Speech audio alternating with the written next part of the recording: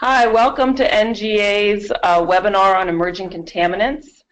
It's 3 o'clock now and we're waiting for a few more attendees to log on, so I'm just going to put you on hold and we'll be starting in just a few minutes. Thank you.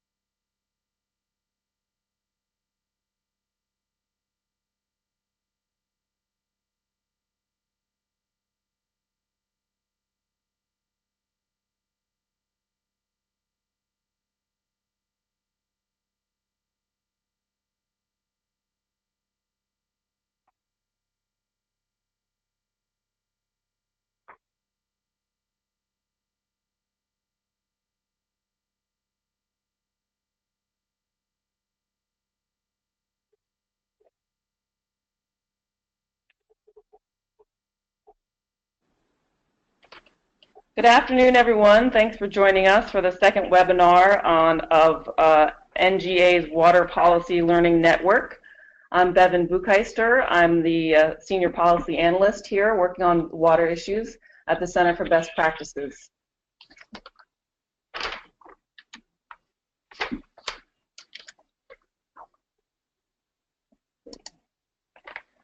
Our speakers today, we have Jim Taft, who's an advisor to NGA, and he's a former director of the Association of State Drinking Water Administrators.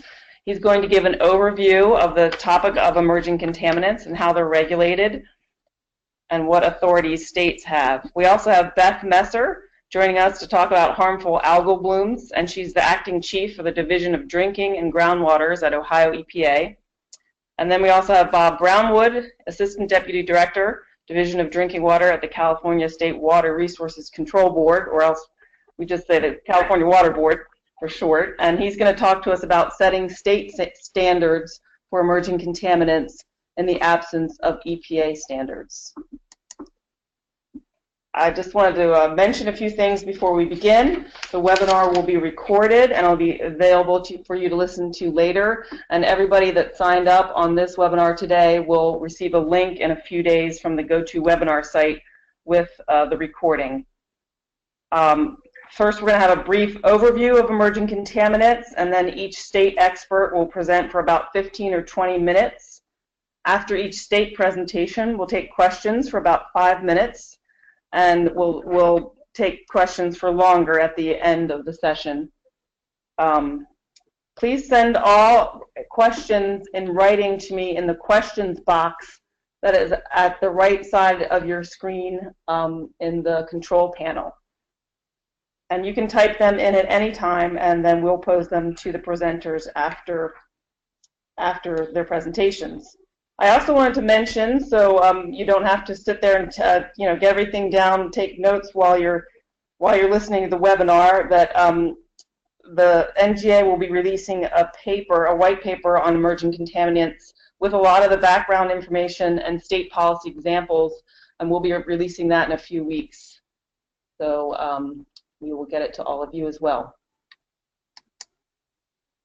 And I just wanted to show you where the question box was to submit questions, so you should see it on your screen there. And now I'd like to turn it over to Jim Taft for his presentation. Thanks very much, Bevan, and good afternoon, everyone. I'd like to, as Bevan suggested, give you guys a bit of an overview of some of the considerations that are cross-cutting for emerging contaminants, and then we'll delve more specifically into the examples in Ohio and California. States have very long been in the business of providing safe drinking water for their citizens in the face of a host of technical and financial and communication challenges, but that task has gotten considerably tougher, I think, in recent years. It's important to understand, I think, as a starting point, that there are presently over 90 drinking water contaminants or contaminant groups that are regulated by US EPA. But there are a whole host of emerging contaminants, a new generation of potentially harmful, not yet regulated contaminants that are oftentimes difficult to identify as well as to treat or avoid. Please know that the Safe Drinking Water Act actually requires the EPA to compile a list of emerging, not yet regulated contaminants every 5 years. That list is called the Contaminant Candidate List, or the CCL, and it's traditionally consisted of about 100 contaminants, more or less, as it's issued every 5 years. But it's very important to note that it doesn't contain contaminants of only regional or local significance. Those are typically not on the list. And since it's issued once every 5 years, it may well be the case that something that is of concern doesn't get on a particular list, and it only emerges off cycle. And so there are going to be instances where things that states may be concerned about are not on the CCL. But once it is on the CCL, there are really three endpoints that EPA can choose from. One, they can decide to regulate the contaminant, develop a national standard. They can determine not to regulate after considering the health effects and occurrence information. Or thirdly, they can sort of put it in a holding bin category, determining that more research is needed, that more information about health effects, treatment methods, or occurrence need to be gathered before they can make that regulatory determination.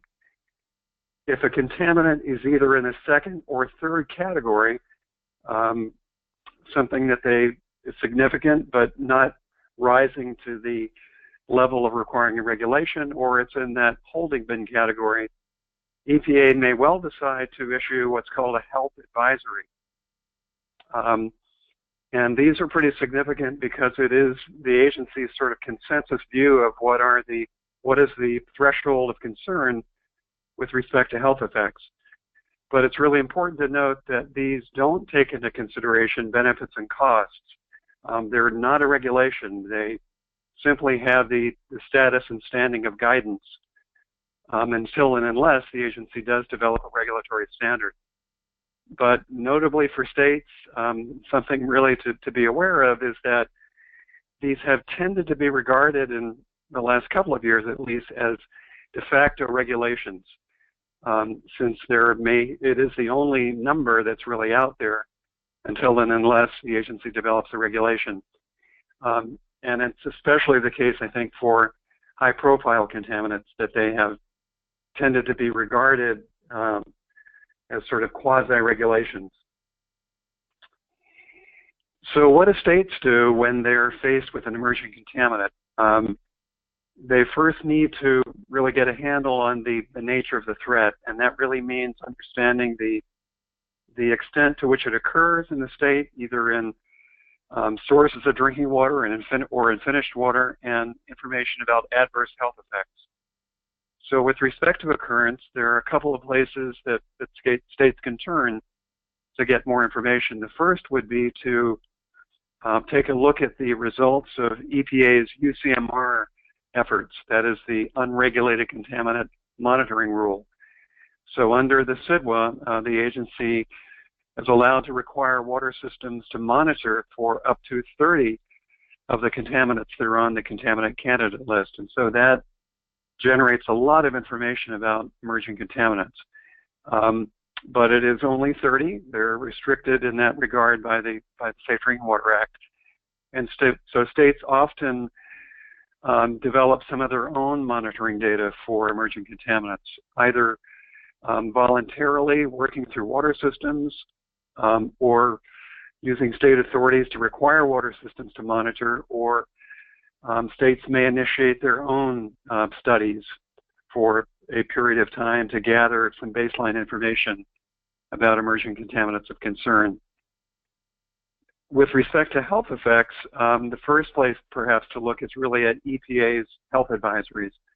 There are presently health advisories for over 200 contaminants, and so that is a source. There's also, it's actually not on this slide, but there's something called the IRIS database, the Integrated Risk Information System database, that has a lot of information as well about adverse health effects. Some states also have the capability of developing their own information, and so you'll be hearing a lot more about that, I think, as we hear from our Ohio and California colleagues. And so those are all opportunities and places that states can go to get more information about health effects. Having gotten baseline information about occurrence and health effects, states then can make a judgment about those emerging contaminants that really pose a threat in their state.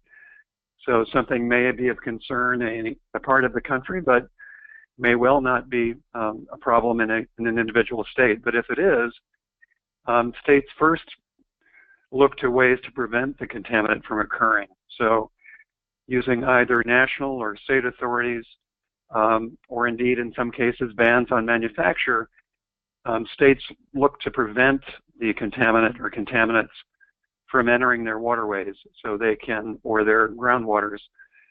They can use the Clean Water Act, CERCLA, RCRA, TSCA, various authorities to try to prevent contaminants from posing a threat. If that is not possible, treatment is then an option. So treatment options to bring the contaminant below levels of concern, and you'll be hearing some really good information about that with respect to algal toxins in the Ohio experience. States may determine for some contaminants to go ahead and set a regulatory standard if EPA has not made a determination to regulate, or perhaps they've made a determination but that it will be a number of years before there's actually a regulatory standard. Or there are states that decide to be more stringent than the EPA standard, and so those are all instances where states may generate their own regulatory standard. And then lastly, communication sort of underlies everything states do with respect to emerging contaminants, because these contaminants generate a lot of interest, and there is a need really to provide information at sort of all steps during the process to let folks know about what threats are posed and what actions are being taken by emerging contaminants. And when we talk about communications, we think it's really valuable to provide tiered messaging, that is, different messages to different groups. So the kind of information, for instance, that's needed for water systems that are presented with complex issues in terms of treatment and addressing harmful levels may well be different, and is probably much more expensive than some general information that may be needed for the public to kind of give them an overview of where a state is. So tiered messaging, we think, is really important. Finally, we would just share with you, I think, some lessons learned from recent emerging contaminant events. We would note that be prepared. There is a lot of interest generated, as noted earlier, and some recent examples of that over the last couple of years were with respect to the coal washing chemical MCHN in Charleston, West Virginia, the experience in Ohio, specifically in Toledo, with respect to algal toxins, the perfluorinated contaminants or compounds in Hoosick Falls, New York, all sort of underscore the need for early and frequent communication. We think it's also really important to use the power of the state associations to pool resources and to share state experiences and information. So obviously NGA is a prime source for that, but would also note that the Environmental Council of the States, the Association of State Drinking Water Administrators, and the Association of Clean Water Administrators are all places where states can go to share information and to take advantage of experiences that other states have had. And then finally, we would urge states to weigh in on national efforts with respect to emerging contaminants. There are a lot of experiences that states generate that are not immediately available to the folks that are developing national approaches and national numbers and information, and so they can benefit from state experiences. So we think it's both an opportunity and an obligation on the part of states to really weigh in. States can do that through their regional offices. They can also do it through headquarters. So those are some overviews of lessons learned and some background information. One last quick point that I'll make with respect to gathering information about health effects. We would note that there was an EPA rule promulgated a few months ago under TSCA that addresses the contaminants for which EPA will develop detailed health effects information and some of the priorities that they'll set under TSCA. And that particular rule restricts the manner in which they proceed to relatively narrow conditions of use. All that means is that for us, kind of in the emerging contaminants world, we're really concerned about any pathways and any ways in which contaminant may be present. And so we'll need to keep something of a weather eye, I think, on that particular regulation and how it sort of finds its way into the water world. So with that, I think I'll turn it over to my friend and colleague Beth Messer to talk about Ohio's experiences to HABs. All right, thank you, Jim. That was really, I think that laid the groundwork nicely. I am Beth Messer. I am the acting chief of the Division of Drinking and Groundwaters for the state of Ohio at EPA. We have had a number of dealings with harmful algal blooms here in the state of Ohio, as you can see by our picture of all these Ohio waterways. We were asked to provide an overview of our experience and some of the things we've learned. Our ability to monitor and quantify the toxins has evolved, but it has still led to a number of challenges. Our first foray into harmful algal blooms is tied to Grand Lake St. Mary's. It is Ohio's largest inland lake, and it was a result of the US EPA's National Lake Surveys. There were microcystin results detected at high levels, but high levels compared to what? This was in 2010. We didn't have any recreational drinking water criteria.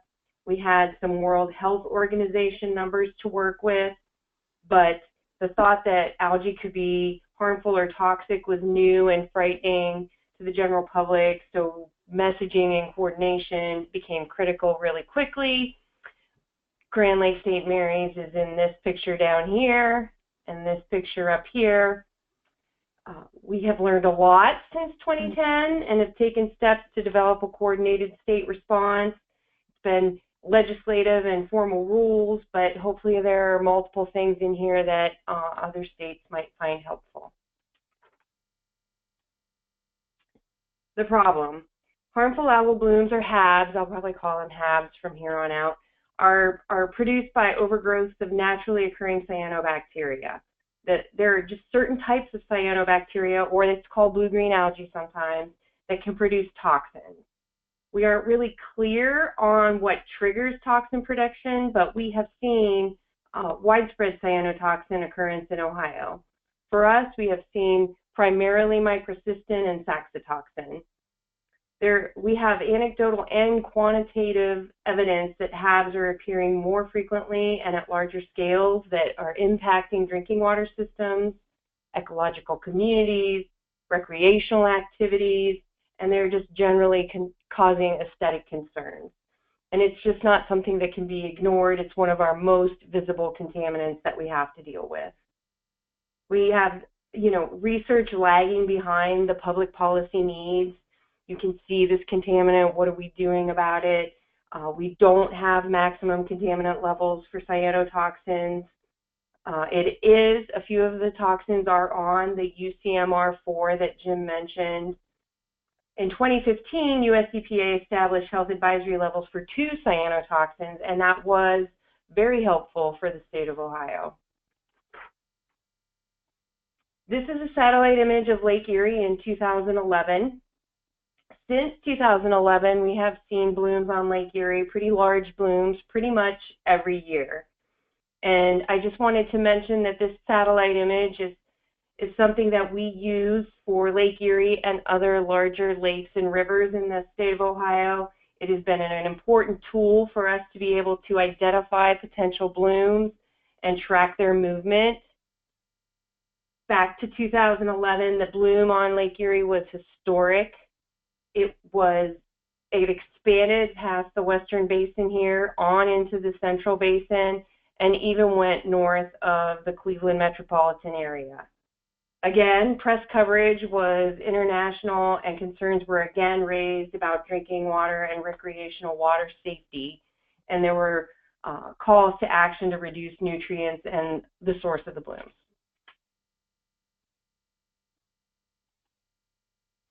Here's some of our highly visible blooms to the public. On the left here is Grand Lake St. Mary's again, and on the right are a couple different years of blooms that have occurred on Lake Erie.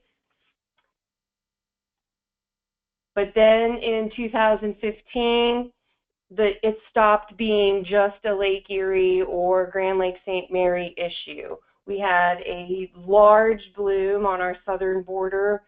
600 river miles of the Ohio River experienced a very large harmful algal bloom, and it quickly revealed how difficult it is to manage the message during this crisis, especially when it crossed multi-state lines.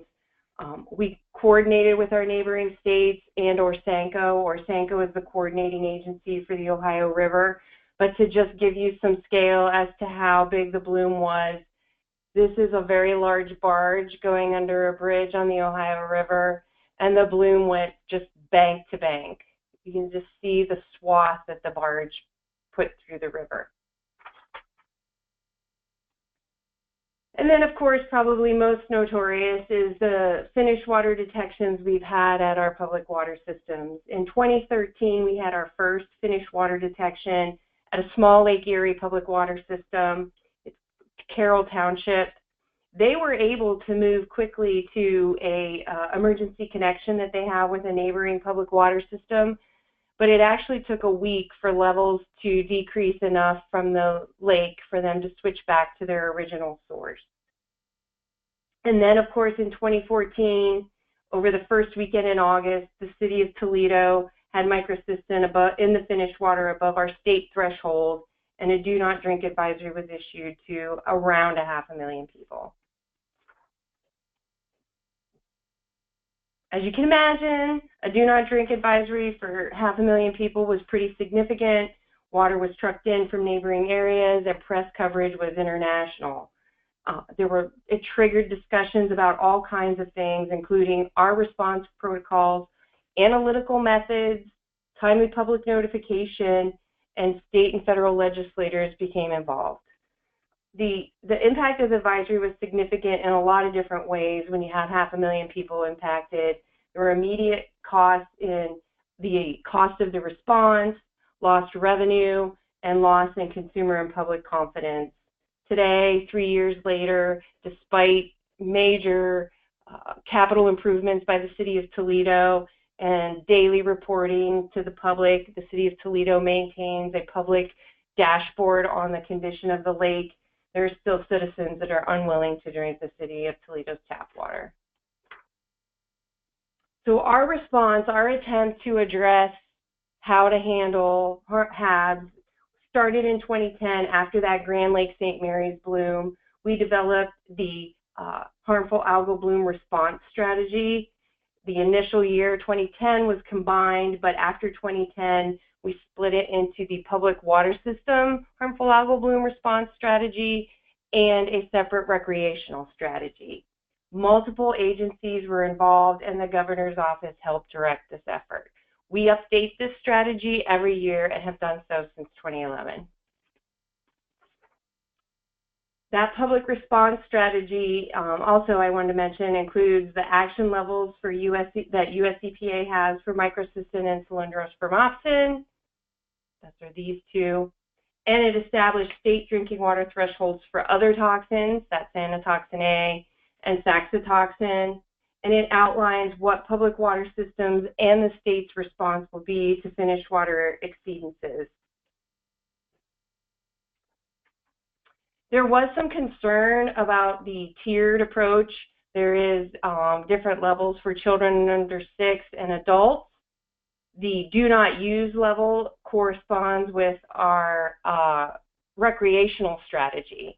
But we have found that using the tiered approach has allowed businesses and other economic drivers to continue even if there is a finished water detection. To help coordinate our messaging, we have a HAB webpage that Ohio EPA created and maintains. It's ohioalgaeinfo.com. It includes a lot of information on education and outreach. You can link to other web pages, and all of our public water system monitoring data can be located from here. It also has a direct link to our recreational advisory website, Beach Guard, and it provides a one-stop shop for people who are going to the beach in Ohio. Following the Toledo incident in 2015, there had already been discussions, as I mentioned, about how we were going to address HABs and algal toxins at public water systems. In 2015, Ohio Senate Bill 1 passed, and it called for the state, including Ohio EPA, to implement actions to protect against cyanobacteria and cyanotoxins. It led to the creation of Ohio Revised Code 3745.50, which authorized Ohio EPA to be the coordinator of the harmful algal bloom management and response. Key requirements of the legislation are summarized on this slide, and they specifically call for Ohio EPA to implement protection against cyanobacteria in the Western Basin and public water systems, managing wastewater and limiting nutrient loading, developing and implementing protocols and actions, including analytical protocols and monitoring at public water systems, testing for cyanobacteria in Lake Erie, establishing health advisories and public notification protocols, and provisions on sampling, treatment techniques, and algicide application. So our decision to address this universal call for us to address harmful algal blooms at public water systems was to develop regulations. Following Senate Bill 1, we worked with stakeholders and developed these brand new rules for public water systems using surface water sources. We have about 119 systems that use rivers, lakes, and reservoirs that these rules apply to. The rules specifically require action level for public water systems to meet action levels for microcystins only, monitoring and treatment technique requirements, public notification, consumer confidence reports, and record-keeping requirements, and specified requirements for laboratory certification, analytical techniques, and reporting deadlines. These rules were developed and implemented in a very quick time frame, in less than 12 months, which was a very big lift. One important thing that came out of the HAB rules were the treatment technique requirements. They were designed to prevent finished water detections in the first place. If a public water system has any detection of microcystins, they have to develop a treatment optimization protocol. What it's designed to do is take whatever treatment the system already has and find ways to maximize and optimize it to prevent any finished water detections. To date, over 60 of our public water systems that are required to do this, that's about half of them, have been triggered to do these treatment optimization protocols. And then the next treatment technique is the Cyanotoxin General Plan. This is a much bigger, more holistic look at what's needed by the utility to address HABs and any other contaminants. It looks at the water plant, source water protection, any new treatment processes, is there some sort of capital improvement that needs to happen, and about 17 of our public water systems have triggered this. We worked with Ohio AWWA and other organizations to develop these guidances to help public water systems develop these materials, but the knowledge and technology is evolving quickly. We're trying to stay on top of it, but so far to date, we feel like that has been very effective. We have had relatively smooth and 100% compliance with our HAB rules to date. We feel like our public water systems are much more educated and aware for the potential of HABs to form in their source waters, and they are taking steps much more quickly. They're taking steps to prevent the blooms. They're optimizing treatment quickly, and are incorporating HABs into their emergency response and asset management programs. We feel like this has been effective and kind of reflected in the fact that we have not had any HAB-related drinking water advisories since 2014.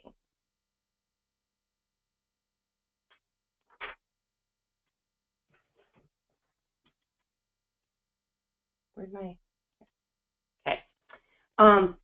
I wanted to talk about public messaging and coordination. It is very important to develop consistent messaging across agencies prior to an emergency, if at all possible.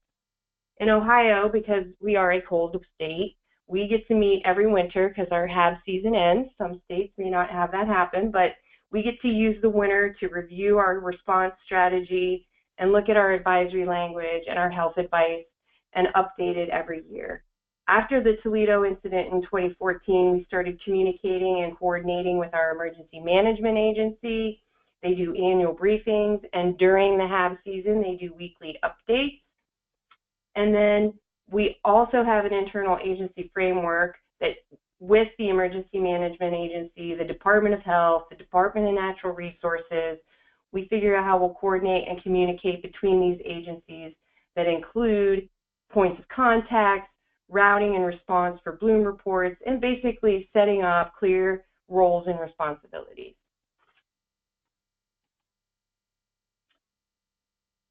We provided some funding to assist our public water systems. We offered monitoring equipment grants of up to $30,000 per water system for analytical and source screening equipment. 74 of our water systems applied for that. And we also offer 0% loans for HAB infrastructure through our WSLRA drinking water program. The other thing we've done is worked with researchers on solutions. We have this unique partnership that's evolved between our research community, funders and research community coordinate on state priorities, and we have representation at the table for developing RFPs and reviewing proposals. What that really means is we are connecting the research to the needs of the water systems and others. You have immediately applicable research. For example, we worked with the Ohio Sea Grant and their research funding to target studies on water treatment for cyanotoxins, early warning tools, and nutrient source reduction effectiveness. The Ohio State Board of Higher Education also dedicated money to a harmful algal bloom research initiative. Basically, these groups have come together and offered $4 million to provide funding for research, and Ohio EPA gets to provide input on that so that that research we know will be applicable immediately.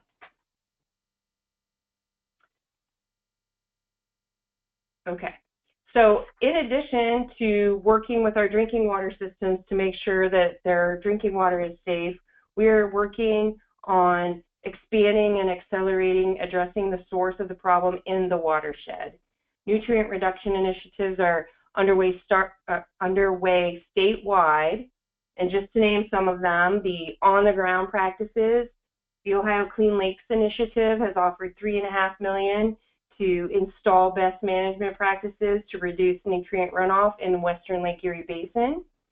We've worked with more than 350 farmers to implement best management practices on over 40,000 acres.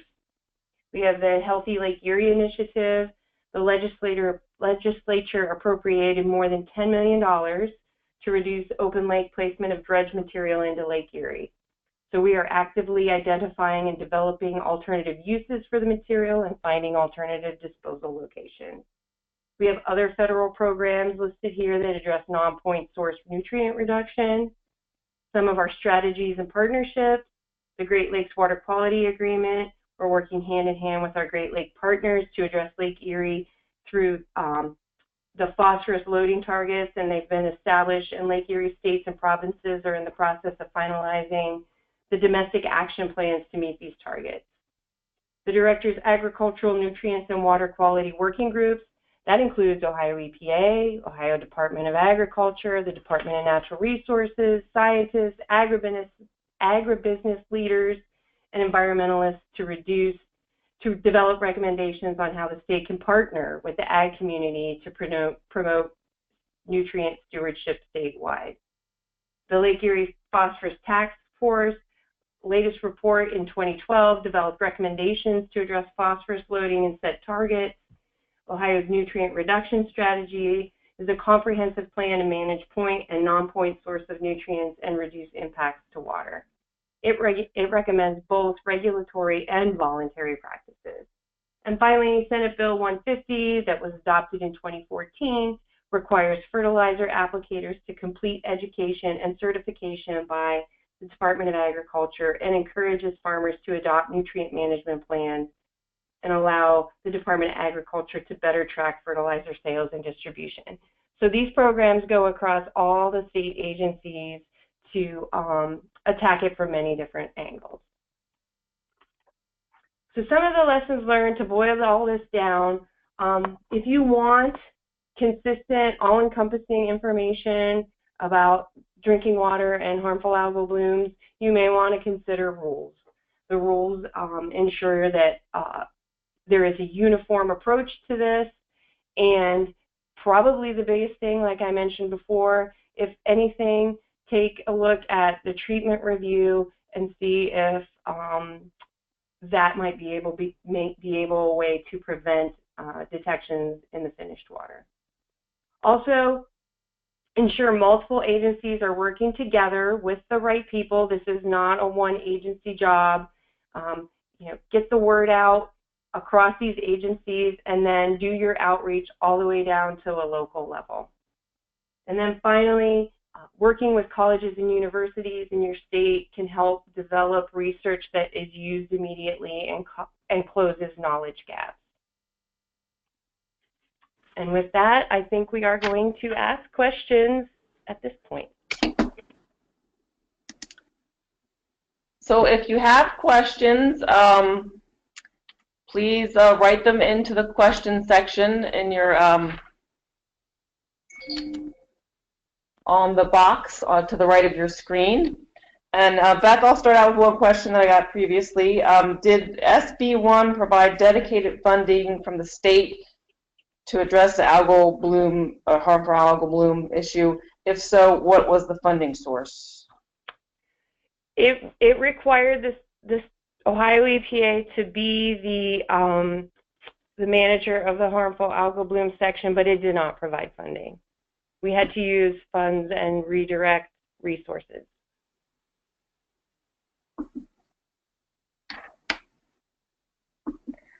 All right, here's another question. How does Ohio share this research on emerging contaminants with each other, and through what forums do they share this information or the research that you're doing? Like I said, we work with universities and colleges, and it's their knowledge, so they go through their peer review and release the information. We work with Ohio AWWA and national AWWA to get that information for public water systems.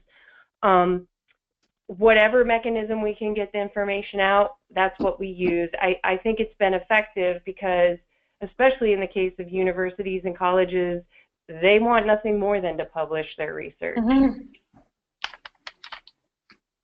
All right, well, we're running a little behind, so let's move on and let Bob tell us about setting state standards in California for contaminants that EPA has not set a standard for. So, Bob?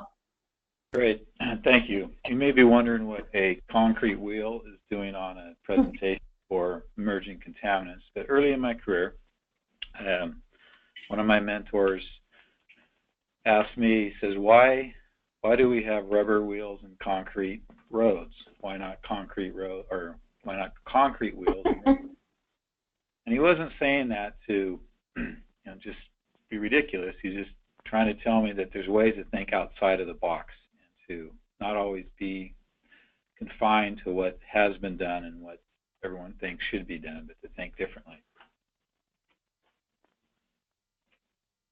Okay, I guess my slides aren't forwarding, so Go ahead and try it again, Bob, and I'll forward them if it doesn't work. yeah, not working. So okay. Go ahead and forward, please. Okay. So just for a historical perspective, it wasn't too long ago, the 1700s and into the mid to late 1800s, cholera and typhoid did a lot of damage throughout the world in the United States. The 1850s saw the birth of the health departments throughout the country. Massachusetts was one of the first ones, and California wasn't too far behind, and I think Ohio was one of the earlier ones also. The first regulation for drinking water was promulgated in 1913, and that was for B. coli, coliform bacteria in water. Now, it was promulgated through the Treasury Department because in those days, railroads and ships transported people and water supplies, and with them carried typhoid and cholera through various means. Early on, there was 17 deaths per 100,000 in California in the early 1900s from just drinking water. And before they promulgated the first regulation, it was unfathomable to think that there would ever be less than 2 deaths per 100,000 from people drinking water. Fortunately, that was not the case. And in those days, it was an acute concern. It was immediate, people dying pretty quickly from the water, which is not the case now with the acute or chronic and long-term contaminants. Next, please. And I'll try again. So in California, we have our version of the Safe Drinking Water Act through legislation, and I won't go over all the words in this, but what we look at as our prime directive is every California has a right to pure, safe drinking water. Next slide, please.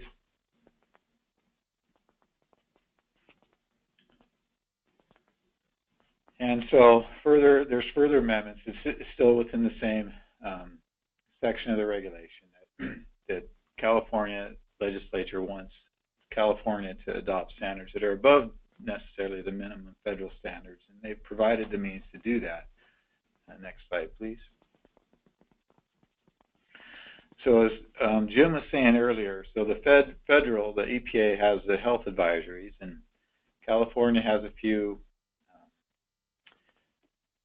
standards in between the health advisories and the maximum contaminant levels. And one of those is a notification level where there are 40 chemicals that we have within that where we feel it's a concern enough that at least public notification on a quarterly or less or more frequently, depending on the chemical, is required for a water utility. And we encourage them to take that source offline, but if they can't, then at least notify the public that this chemical is in your water and you're served with it and there's health implications to that. And then higher than that is if we feel that there's more work to be done, then we have a response level for that, and there's 8 chemicals in our response level criteria. And then we, i.e. the State Water Board, like Bevan was saying earlier, will work with OEHA, which is Office of Environmental Health and Hazard Assessment in California, and they're an independent agency, and we will asked them to develop a public health goal. So they're the ones who do all the public risk and health risk associated with it, and they develop a public health goal which is minimizing effects for the contaminant. And basically, they strive for a 1 in a million health risk with that. And then the maximum contaminant level, obviously, California has the same, has a similar MCL as EPA. All right, it's working on mine. Sorry. Go back one, please. So in California, it's slightly different than the feds, than EPA is. Our criteria for primary drinking water standards is as close as is technologically and financially feasible to get to that public health goal.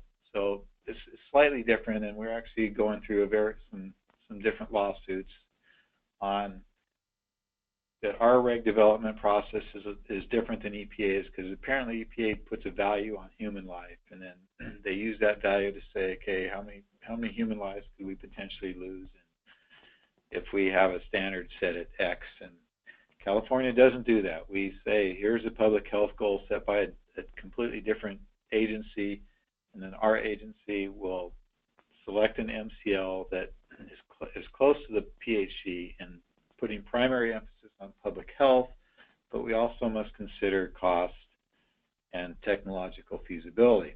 And Jim broached that subject earlier, and Beth even mentioned it in her presentation. Next slide, please.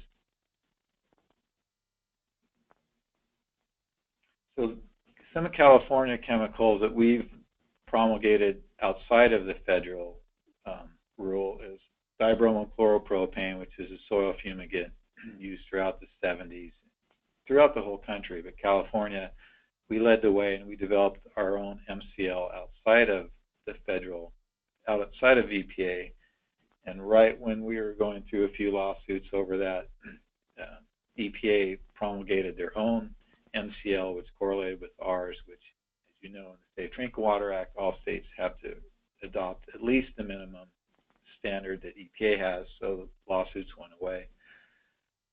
We also have MTBE and perchlorate that we adopted in California. And then we have this, it's called a policy memo. It's not a regulation, but it was in 1997. And I'm a little dyslexic, so I could get some numbers mixed up on that. But it basically refers to if a water utility wants to use a source that's extremely impaired, our permit for that particular water utility and that particular source is going to have more stringent requirements on it. And we have that authority in our, we have permit authority for all water systems. And we don't have statewide permit provisions. They're specific and unique to each water system, and they're the unique characteristics of that water system. So if they want to use an impaired source or an extremely impaired source, say in Southern California or wherever there's been the defense industry has created a serious problem in the groundwater, then we would permit that with more stringent requirements.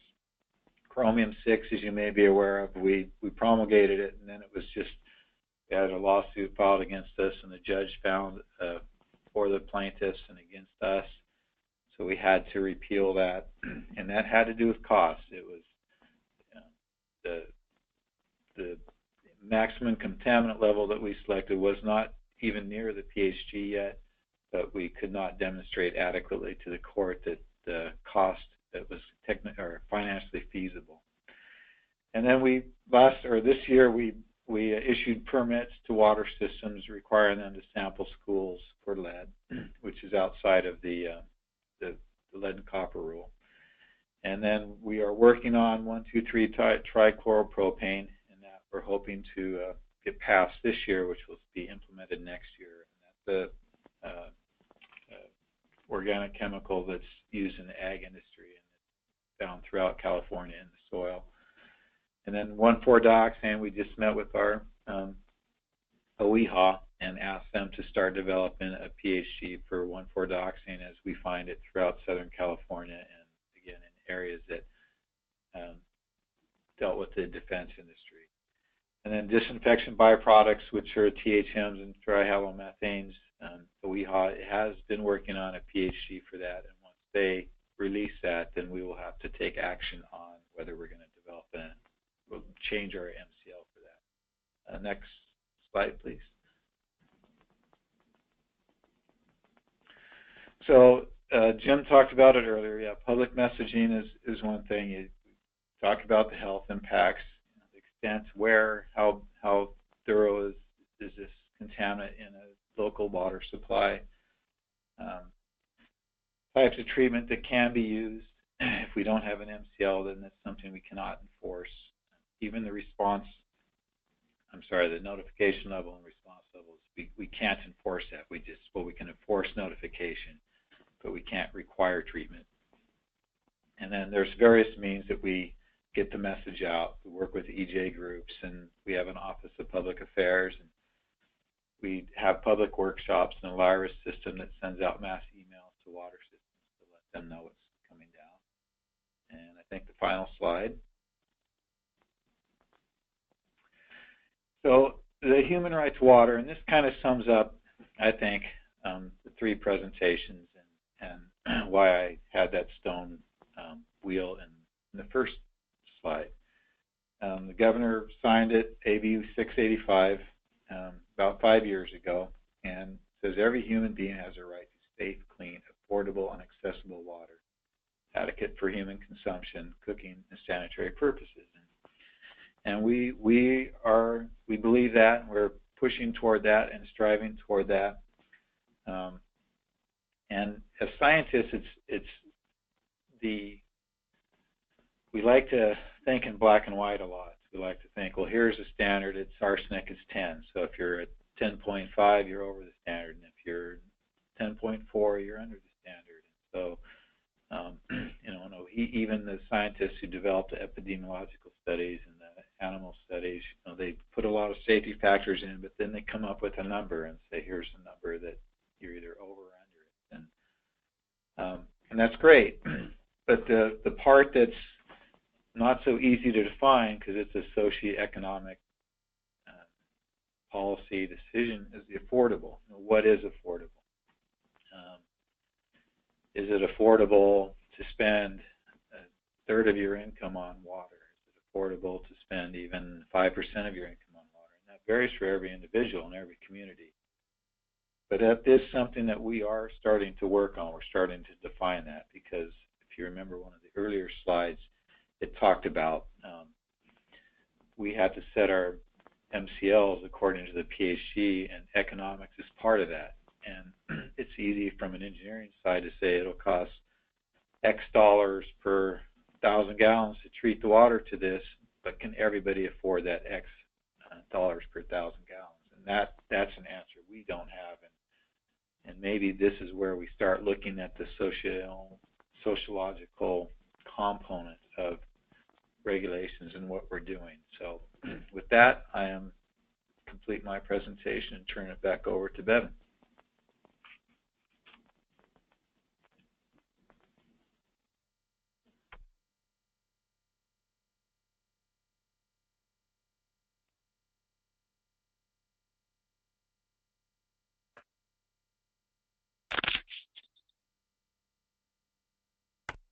Bevan, you guys there? Oh, I'm sorry. I was asking a question. I'm still on mute. This question is for Bob and Beth. How does your department respond to misinformation that may be spread quickly on social media, and do you have an ongoing public education program?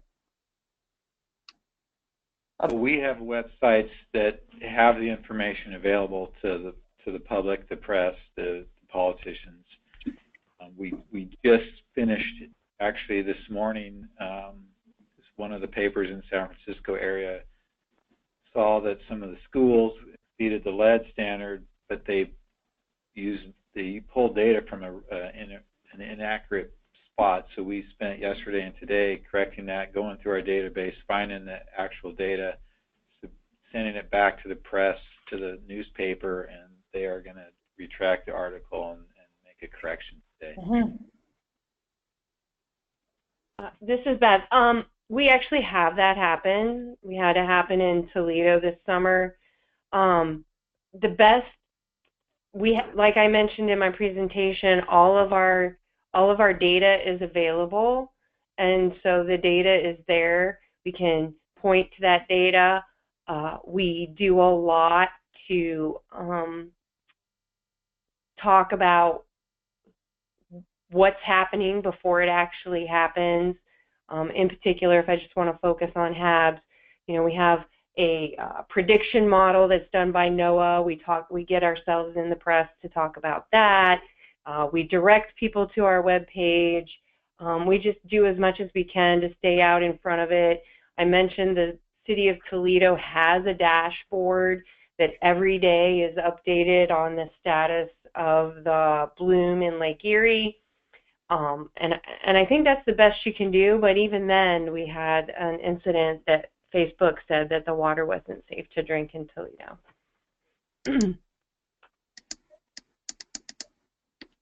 I'll have another question. What are the best policies to prevent contaminants from entering the water source as opposed to reacting to events and dealing with that with treatment? So Beth, you had mentioned some of the cross-sector work that you all have been doing in Ohio with, I guess, stormwater and agriculture. Correct. So. It's multi-pronged. I mean, once the issue is there, it's a long answer. The correction, the remediation is going to take a long time. But absolutely, we spent this summer revisiting all of our surface water, source water protection programs and looking for ways to, on a watershed by watershed basis, improve the reduction of nutrients in those watersheds. But it takes time. In California, we don't have, other than the regional boards and dischargers, we don't have regulations to protect that. If the watershed is impaired, then we put that on the water system.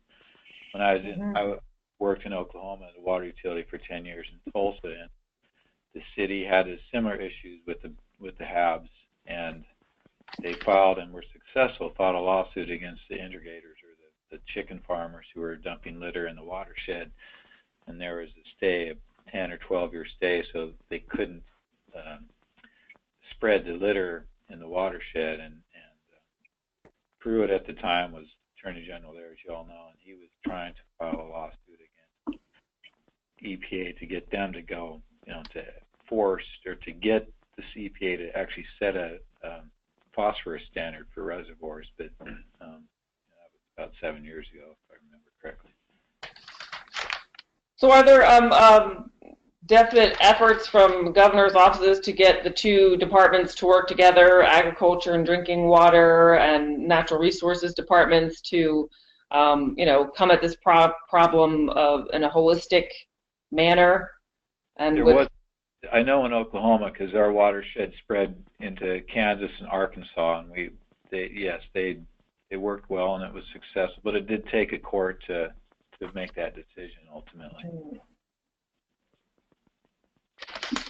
I mean, that was kind of the point of my slide, is get those agencies together and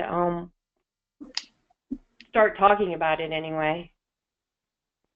Right. I think governor's offices have that unique ability to convene the different departments and get them to go at an issue together and use state resources collaboratively. So let me see. I'm going to check and see if we have any other questions. If anybody wants to write in a question, I'd be happy to throw it out there for our guests, our panelists. And if not, we're approaching the end of our hour here, and I want to just thank everybody for joining us. Again, I'm Bevan Bucheister with NGA Center for Best Practices, and I'm running the Water Policy Learning Network. And just please, I want to remind you, we'll be coming out with a white paper on emerging contaminants that Jim has helped us right? And we'll be sending that out to you in a few weeks. So thank you, Jim, Beth, and Bob. This has been a wonderful webinar and very informative. So thanks for sharing all the information with us. Thank you.